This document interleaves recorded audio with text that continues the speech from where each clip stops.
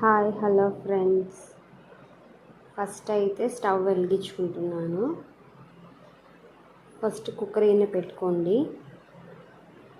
నేను ఈరోజు వచ్చి చేసేసేసి పలావ్ చేస్తున్నాను. వెజ్ పలావ్ అంటారు కదా, అది అన్నమాట. ఇప్పుడు దాంట్లో కొంచెం గీ వేసుకున్నాము. నేనైతే 2 స్పూన్స్ వేసాను. 2 స్పూన్స్ గీ వేసుకోవాలన్నమాట. వేసుకున్న తర్వాత బిర్యానీ స్పైసెస్ ఉంటాయి కదా మీ దగ్గర, హోల్ స్పైసెస్ మొత్తం అవి వేసుకోండి. నేను విడివిడిగా ఒక్కొక్కటి వేసుకున్నాను అనమాట. నా దగ్గర సపరేట్గా ఉన్నాయి. అలా మొత్తం ఒకసారి ఒక్కొక్కటి వేస్తూ ఉన్నాను.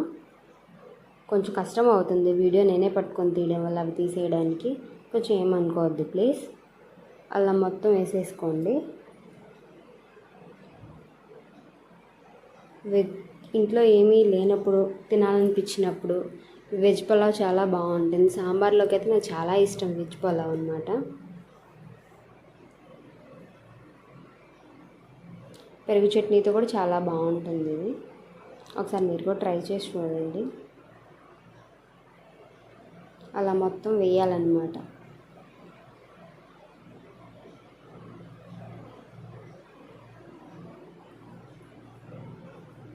నేను అసలు ఆయిల్ లేదు, ఓన్లీ గీతోనే చేస్తున్నాను ఇది.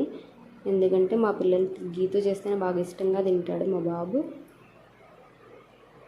అందుకని అన్నమాట.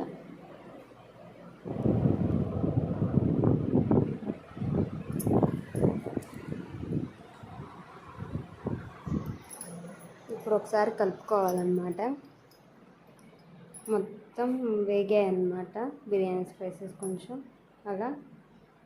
నెక్స్ట్ వచ్చేసి పచ్చిమిర్చి వేసుకోవాలి. తర్వాత ఆనియన్స్ కూడా వేసుకోవాలన్నమాట.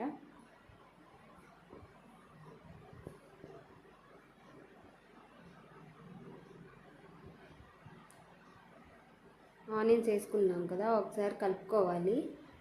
మొత్తం కలిసేటట్టు ఒకసారి కలుపుకోండి.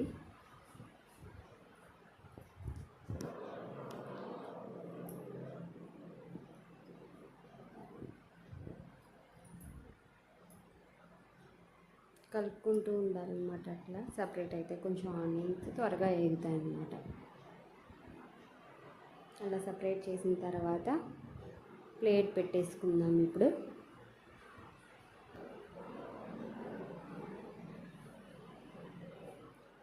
ఒకసారి ప్లేట్ తీసి చూద్దాము. మళ్ళీ ఒకసారి కలుపుకుందాం అనమాట. ఆనియన్స్ వేగాయా లేదా అని చెప్పేసి ఒకసారి కలుపుకుందాము. ఒకసారి కలుపుకొని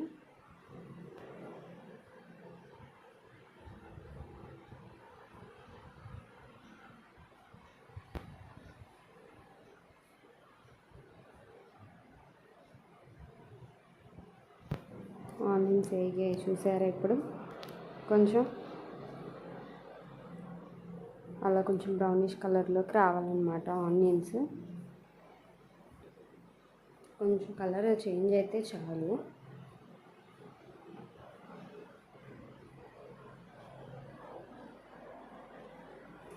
తర్వాత క్యారెట్ ముక్కలు వేసుకుందాం దీంట్లో. మీ దగ్గర క్యారెట్ ఉంటే వేసుకోండి, లేకపోతే స్కిప్ చేసేసేయండి. క్యారెట్ అలాగే బంగాళదుంప ఉంటుంది కదా, బంగాళదుంపలు వేసాను అన్నమాట.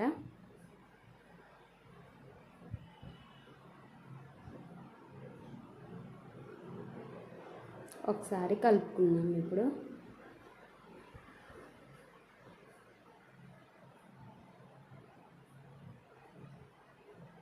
బాగా కలిసేటట్టు కలుపుకోవాలన్నమాట.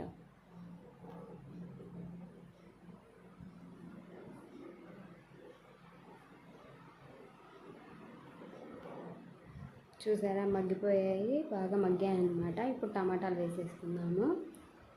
టమాటాలు కూడా ఒకసారి వేసేసి కలిపేద్దాము. త్వరగా మగ్గుతాయి అన్నమాట. త్వరగా మగ్గడానికి మీకు ఆల్రెడీ ఒక టిప్ చెప్పాను కదా ఫస్ట్ వీడియోలో. అలాగే ఇప్పుడు కొంచెం సాల్ట్, చిటికెడంతా సాల్ట్ వేసుకోండి. కొంచెం పసుపు వేసుకోండి.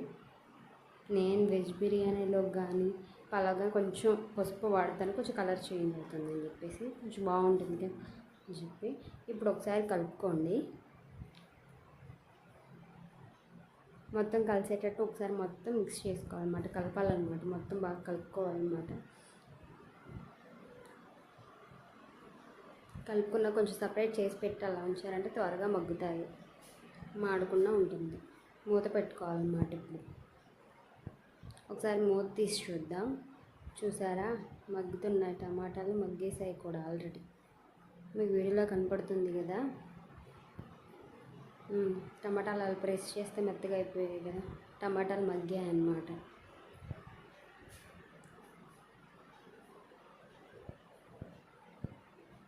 ఒకసారి కలుపుకోండి, బాగా కలుపుకోండి.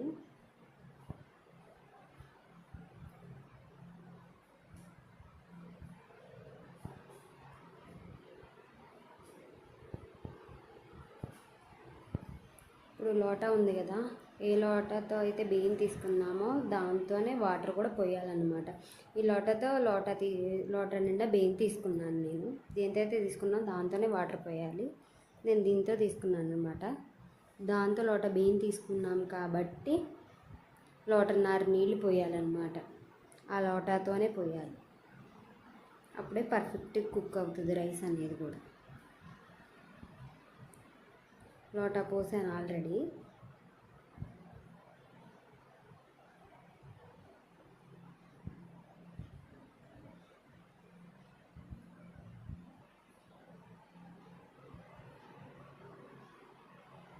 ఇంకో లోటా పోసాను, చూసారా.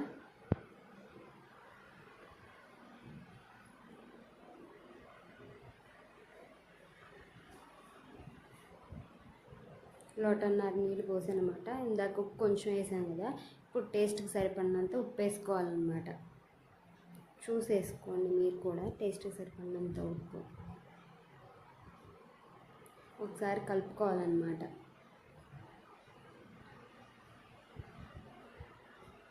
మీ దగ్గర కొత్తిమీర పుదీనా ఉంటే కొత్తిమీర పుదీనా కూడా వేసుకోవచ్చు, లేదంటే స్కిప్ చేయండి. నేనైతే కొత్తిమీర పుదీనా వేసాను. ఇప్పుడు ఒకసారి కలుపుకుందాము. మళ్ళీ వేసాం కదా, ఒకసారి కలుపుకుందాము.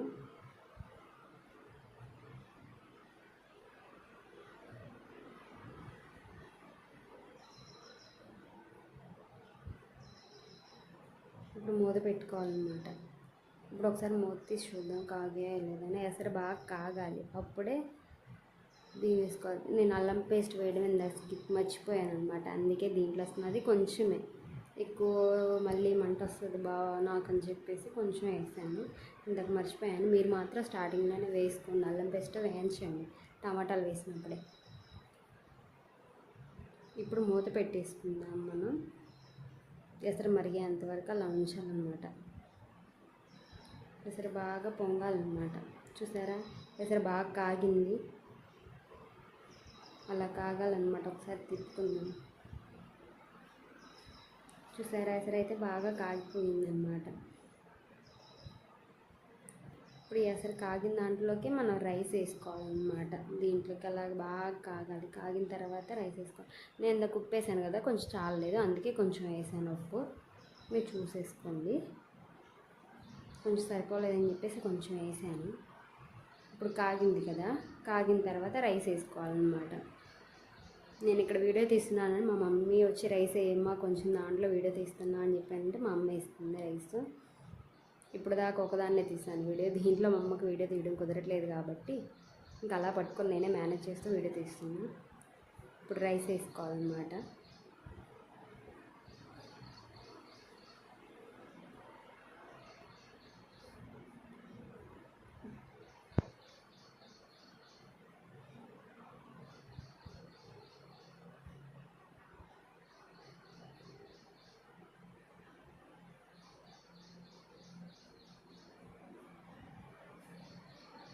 రైస్ మొత్తం వేసుకోవాలన్నమాట. రైస్ మొత్తం వేసేసిన తర్వాత ఒకసారి గంటి తీసుకొని మళ్ళీ ఒకసారి కలుపుకుందాం. మొత్తం రైస్కి పట్టేటట్టు ఒకసారి బాగా కలుపుకోండి. కొంతమంది కొన్ని స్టైల్లో చేస్తారు, ఇదైతే నా స్టైల్లో నేను ఇలా చేస్తున్నాను. నేను ఎప్పుడు చేసినా ఇలా చేస్తాను, పర్ఫెక్ట్గా బాగుంటుంది, బాగా వస్తుంది, టేస్ట్ కూడా బాగుంటుంది.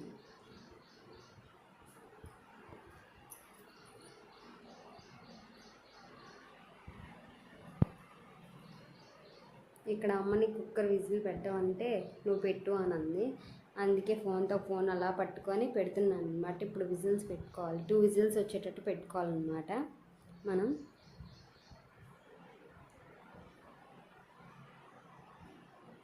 చూసారా, ఇప్పుడు 2 విజిల్స్ వచ్చేటట్టు పెట్టుకున్నాను కుక్కర్ అయితే.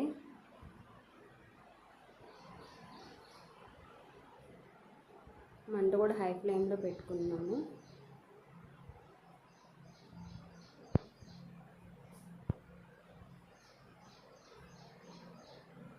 చూసారా, విజిల్ రావడానికి రెడీగా ఉంది.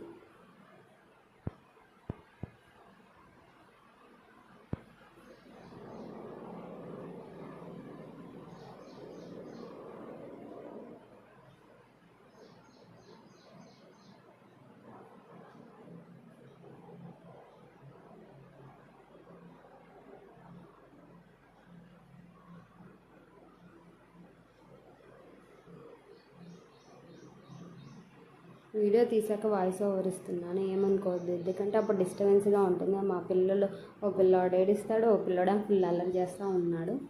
అందుకని వీడియో ఆపుకుంటూ తీస్తున్నాను అనమాట. ఒక విజిల్ అయితే వచ్చిందనమాట. ఇప్పుడు సెకండ్ విజిల్ కూడా వచ్చింది. ఇందాకే ఒక విజిల్ వచ్చింది చెప్పడం మర్చిపోయాను. ఇది సెకండ్ విజిల్ వచ్చింది. ఇప్పుడు గ్యాస్ ఆపేసేయండి, గ్యాస్ ఆఫ్ చేసేసుకోండి. ఈ ఆవిరంతా పోవాలన్నమాట. ఈ ఆవిరంతా పోతే కొంచెం రైస్లో ఉన్న వాటర్ కూడా ఆవిరంతా లాగేస్తుంది. అప్పుడు పొడిగా చక్కగా వస్తుంది అన్నమాట.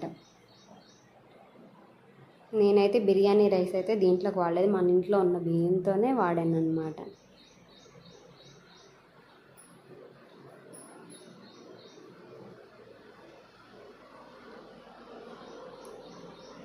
ఆవిరంతా పోయే వరకు మూత తీయకూడదు, ఆవిరి పోతే అప్పుడు తీయవచ్చు అన్నమాట. ఇది వచ్చేసి నా సెకండ్ బ్లాగ్ అనమాట.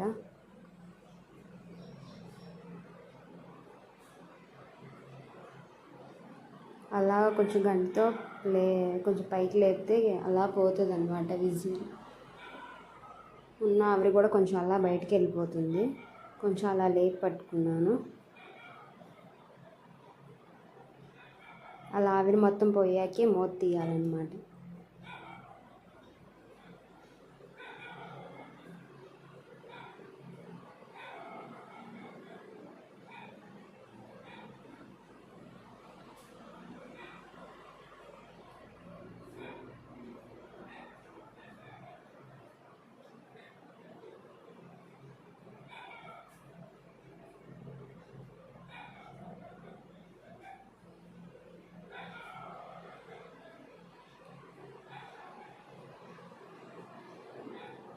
ఇంకా కొంచెం ఆవిరి ఉందన్నమాట.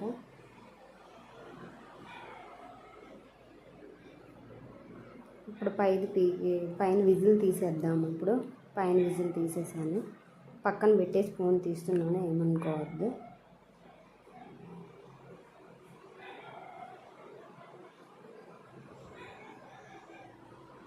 ఇప్పుడే స్టార్టింగ్ కాబట్టి ఇంకేం తీసుకోలేదు స్టాండ్ అవి, అందుకనే చేతితో తీస్తున్నాను. విజిల్ తీసేసాను. ఇప్పుడు ఒకసారి మూత తీసి చూద్దాము మన వెజ్ పలావ్ ఎలా వచ్చిందో అని చెప్పేసి. ఒకసారి మూత తీద్దాము. చూసారా పొగలు అలా ఫోన్కి కూడా పట్టేస్తున్నాయి పొగలు. చూసారా అంత కలర్ఫుల్గా బాగా వచ్చింది వెజ్ పలావ్.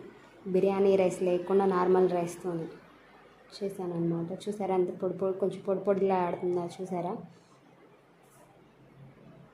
ఎంత పొడిగా ఉందో రైస్. మన వెజ్ పలావ్ రెడీ అయిందనమాట. ఇంక సర్వ్ చేసేసుకొని మా బాబు ప్లేట్లో ఇచ్చేస్తే అయిపోతుంది. బాగా టేస్ట్ ఎలా ఉందో చెప్తాడు. వాడు చెప్పుడు నేనే తినిపించాలి, ఇంకా తినడం అస్సలు తినడు, నేనే తినిపించాలి మా బాబుకి. చూసారా ఎంత బాగుందో కలర్ఫుల్గా.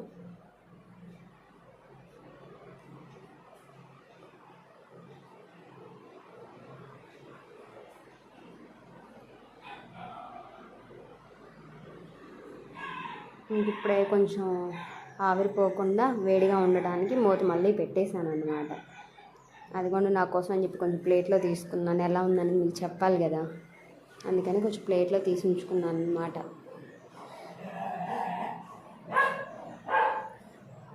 అదిగోండి ఈరోజు సాంబార్ చేశాను. సాంబార్ కాంబినేషన్గా వెజ్ పలావ్ చేయాలనిపించింది, అందుకే వెజ్ పలావ్ చేశాను. అలా కొంచెం సాంబార్ వేసుకొని నాకు సాంబార్తో ఇష్టం. చూసారా టేస్ట్ అయితే సూపర్గా ఉంది. మీకు కూడా నచ్చితే లైక్ చేయండి, షేర్ చేయండి, కామెంట్ చేయండి. నా ఛానల్ని అయితే ఫస్ట్ టైం చూస్తే కనుక సబ్స్క్రైబ్ చేయడం అయితే అస్సలు మర్చిపోకండి.